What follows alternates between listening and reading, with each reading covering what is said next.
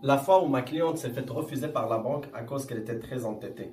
Alors, l'histoire commence que on est parti visiter un triplex avec une cliente, propriétaire occupant, très beau triplex, 5,5, 2, 4,5, un très bon investissement pour un premier acheteur. Le problème, c'est que elle va déposer seulement 10%. Je lui ai expliqué que dans cette propriété, il y a la pyrite.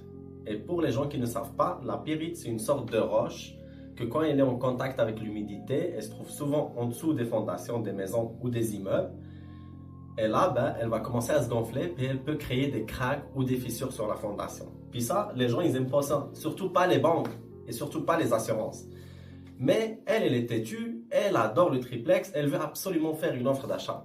Bien sûr, moi en tant que courtier immobilier, je lui ai conseillé qu'on est dans une périte qui dépasse les 60%. Ça peut te coûter plus de 100 000 dollars minimum pour réparer ça, mais on est parti de l'avant quand même. L'offre est acceptée, on envoie ça à la banque. Quelques jours plus tard, la banque nous refuse. Et là, elle dit, mais comment est-ce possible? Il faut comprendre que les assureurs avec les banques, ils n'aiment pas ce genre de propriété.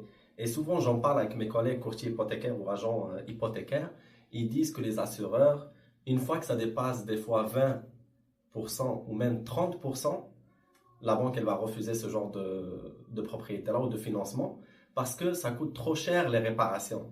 Donc, en tant que premier acheteur, moi je vous conseille toujours d'écouter votre courtier immobilier ou demander de l'information à travers le courtier hypothécaire ou votre agent hypothécaire.